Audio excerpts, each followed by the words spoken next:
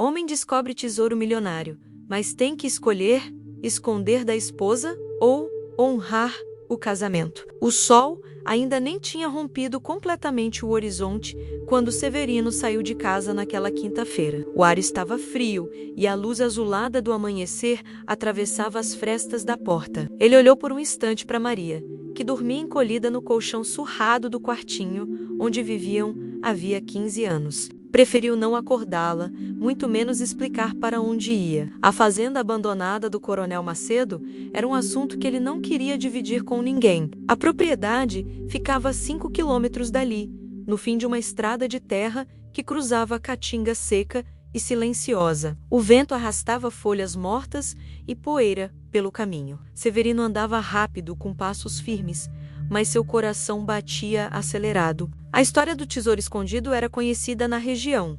Ouro, joias e dinheiro que o coronel teria guardado antes de morrer. Muita gente já tinha procurado, mas ninguém encontrara. Só que Severino tinha algo que os outros não tinham. Num dia em que ajudou o antigo caseiro da fazenda a levar mantimentos, o velho, com a mente cansada pelos anos, lhe dissera quase sem querer: o coronel sempre descia no porão. Ficava lá horas, sempre no mesmo canto. Tinha coisa enterrada lá. Eu sei.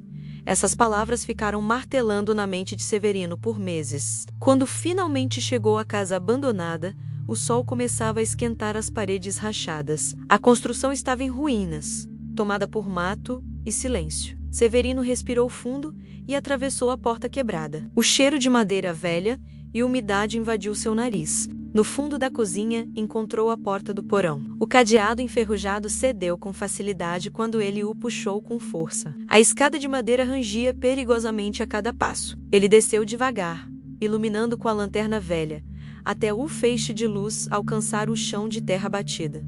O porão era amplo e úmido, e num canto a terra estava diferente, mais solta, como se tivesse sido mexida muitos anos atrás. O coração de Severino deu um salto. Com a pá, começou a cavar. A terra era pesada no início, mas logo a pá bateu em algo duro. Ele limpou o entorno com as mãos. Era uma caixa de ferro, grossa, pesada, com um cadeado que se quebrou na primeira pancada.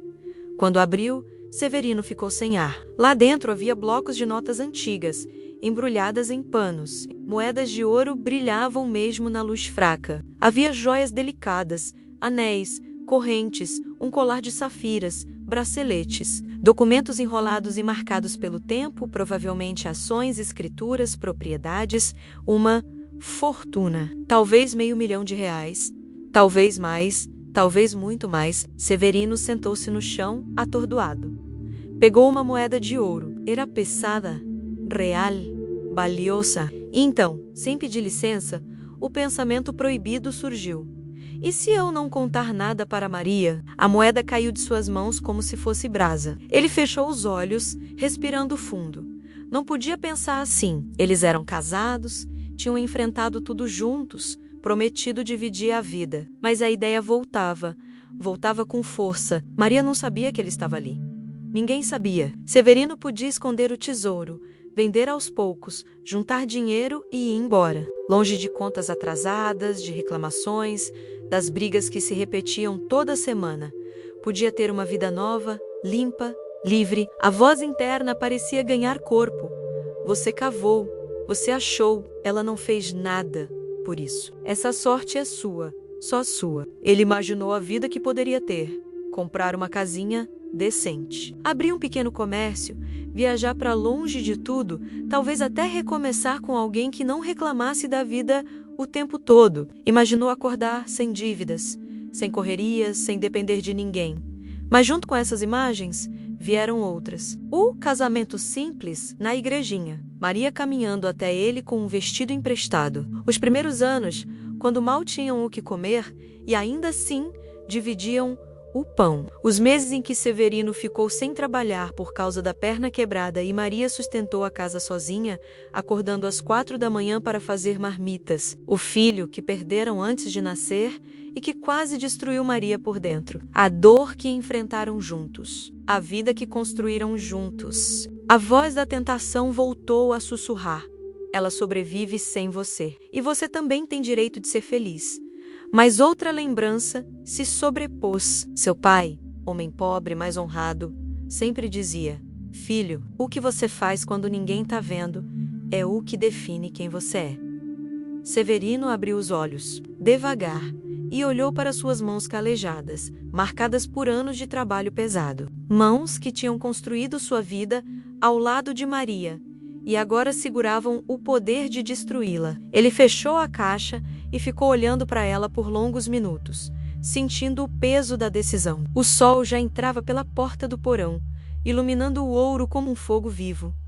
Era lindo, tentador, avassalador. Severino subiu as escadas com a caixa nas mãos e saiu para o pátio. O vento quente balançava as folhas secas. Ele se sentou ali fora, com a caixa entre os pés, e encarou tudo outra vez. Era uma escolha que ninguém veria. Uma decisão capaz de mudar tudo. Ser fiel ou ser livre. Compartilhar ou esconder. Honrar o casamento.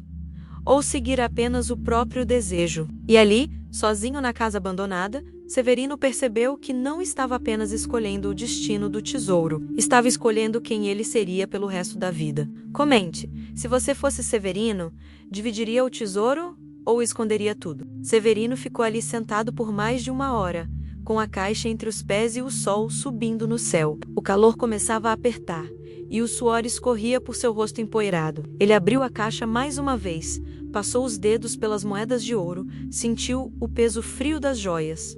Era real, era dele, ou podia ser. Fechou a tampa com força e se levantou. Pegou a caixa nos braços e começou a caminhar de volta para casa. A cada passo, o peso da caixa parecia aumentar. Não era apenas o ferro e o ouro que pesavam, era a decisão que ainda não havia tomado de verdade. Quando chegou perto de casa, Severino parou na beira da estrada. Dali conseguia ver o telhado baixo, as paredes descascadas, o varal com roupas velhas balançando ao vento. Maria provavelmente já estava acordada, preparando o café aguado de todo dia, se perguntando onde ele tinha ido tão cedo. Ele podia esconder a caixa, enterrá-la em algum lugar seguro, voltar para casa como se nada tivesse acontecido. Aos poucos, ir vendendo as moedas e joias, inventando histórias sobre trabalhos extras, pequenas sortes no jogo, favores pagos. Ninguém precisava saber, mas então Severino lembrou do rosto de Maria quando perderam o filho. Ela tinha segurado a mão dele no hospital e dito: a gente tem um ao outro, Severino. Enquanto a gente tiver isso, a gente aguenta qualquer coisa. E tinham aguentado 15 anos de pobreza, de brigas, de noites sem dormir preocupados com dinheiro, mas sempre juntos. Ele olhou para a caixa e sentiu algo estranho no peito. Não era mais ganância, era medo. Medo de que aquele ouro o transformasse em alguém que ele não reconheceria no espelho, em alguém capaz de trair a única pessoa que havia ficado ao seu lado quando não tinha nada para oferecer além de promessas. Severino respirou fundo e caminhou até a porta de casa. Abriu devagar. Maria estava na cozinha, de costas, mexendo algo no fogão. Quando ouviu o barulho, virou-se assustada. Severino, onde você estava? Saiu tão cedo que ela parou ao ver a caixa nos braços dele, pesada, coberta de terra. O que é isso? Ele colocou a caixa na mesa com um baque surdo. Suas mãos tremiam.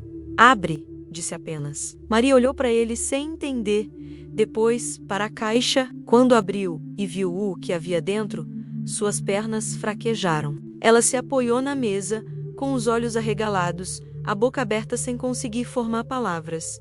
É ouro? Severino, de onde você tirou isso? Ele contou tudo. A história que o caseiro tinha lhe contado, a ida até a fazenda abandonada, o porão, a caixa enterrada. Contou também sobre a tentação que sentiu, sobre os pensamentos que o invadiram ali sozinho no escuro. Não escondeu nada. Maria escutou em silêncio, com as mãos tremendo sobre a mesa. Quando ele terminou, ela ficou olhando para o tesouro por longos segundos. Então pegou uma moeda de ouro, virou-a na luz da janela e começou a chorar. Você voltou. Foi tudo o que ela disse. Você voltou. Severino entendeu. Naquele instante que ela não estava falando apenas sobre ele ter voltado para casa naquela manhã. Estava falando sobre ele ter voltado para quem era, para o homem que ela conhecia, para o compromisso que fizeram 15 anos atrás numa igrejinha pobre. Eles se abraçaram ali na cozinha, chorando juntos, com o tesouro esquecido sobre a mesa. E pela primeira vez em anos, Severino sentiu algo que nem todo o ouro do mundo poderia comprar: a paz de ter feito a escolha certa. Nos meses seguintes, venderam as joias e o ouro aos poucos. Com cuidado, pagaram todas as dívidas. Compraram uma casa simples, mas digna. Severino abriu uma pequena oficina mecânica, que sempre sonhara ter.